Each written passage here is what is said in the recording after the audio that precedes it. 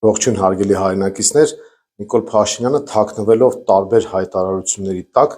իրականում նախապատրաստում է իր երրորդ ժամկետ կառավարման գնալը։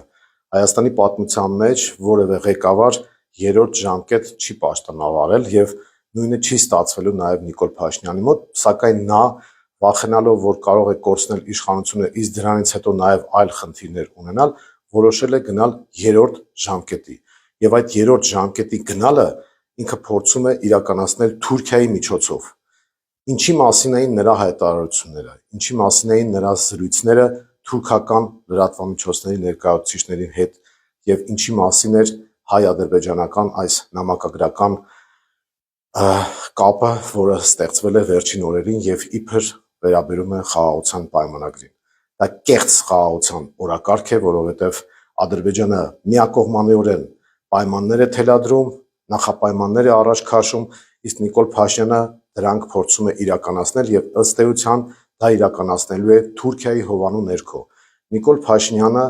Թուրքիային հրավիրում է Հայաստան եւ Հայաստանը տանում է Սիրիա դարձնելու ճանապարհով։ Երկու խնդիր կա, որ Նիկոլ Փաշինյանը համաձայնել է իրականացնել Թուրքիայի միջոցով։ Առաջինը, ինքը հրավիրում է Թուրքիային, որպեսզի Թուրքիան դառնա Հայաստանի տեր ու տիրականը, իսկ թե ինչ կլինի դրանից հետո Հայաստանի հետ, դժվար չէ կանխատեսելը։ Երկրորդը, նա համաձայնել է տալ այսպես կոչված Զանգեզուրի միջանցքը եւ այդ Զանգեզուրի միջանցքի հովանավոր եւ նայող է պատրաստ կարգել Թուրքիային։ Այս մասին նա բացահայտ չի խոսում, թաքնվում է ինքնիշխանության, այդ ճանապարհը տալու, բայց սուվերեն տարածքի միջոցով տալու մասին, բայց դա բլեֆ է, սուտ է, ինչպես որ Արցախը հանձնելուց առաջ էր ասում, որ ինքը պայքարելու է Արցախի ինքնորոշման իրավունքի համար, Արցախահայության անվտանգության համար, հիմա նույն տեխնոլոգիան կիրառում է Հայաստանի հետ կապված եւ ըստ էության մտնում է Թուրքիայի տակ։ Իսկ թե ինչ է դա նշանակելու, կարող ենք տեսնել Սիրիայի օրինակով, թե ինչ են անում թուրքերը եւ նրանց դրածո իշխանությունները Սիրիայի ոչ սուննիական համայնքի հետ եւ ալևիների հետ եւ հայերի հետ եւ մյուսների հետ։ Այս առումով Գյումրիի ընտրությունները դառնում են ճակատագրական։ Եթե Գյումրիում քաղաքացիական պայմանագիրը կարողացավ վերարտադրել իշխանազավթումը, ապա դա կնշանակի Գյումրիի դարպասների բացում թուրքական զորքի առաջ, դա կնշանակի Հայաստանի Հանրապետության վերացում, դա կնշանակի Սյունիքի հանձնում, դա ամեն ինչ կնշանակի բացի Հայաստանի Հանրապետությունից։ Գյումրիի ընտրությունները այս առումով շատ կարևոր են եւ ըստ էության պետք է դառնան ազգային ազատագրական պայքար եւ Մայր Հայաստանը կոչ է անում քվեն չտալ, որևէ պարագայում քվե չտալ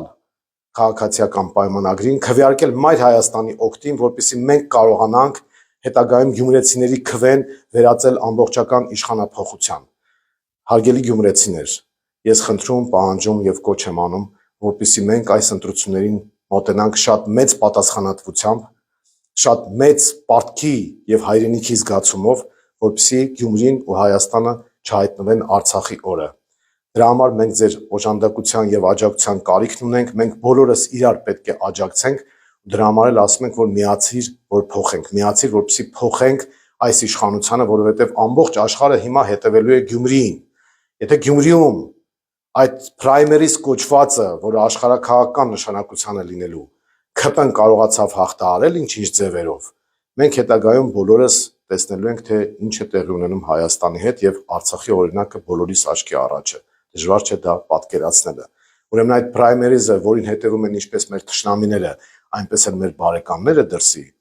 շատ կարևոր է լինելու եւ յուրօրինակ հանրակրվե է դառնալու Գյումրիի ընտրությունը եւ այս առումով Մայր Հայաստանը ձեզ կոչ է անում մի կողմ դնել բոլոր խնդիրները, իմանալ, որ սա ոչ միայն քաղաքային, այլ նաեւ քաղաքական, աշխարհակաղակական, անվտանգային եւ գոյության խնդիր է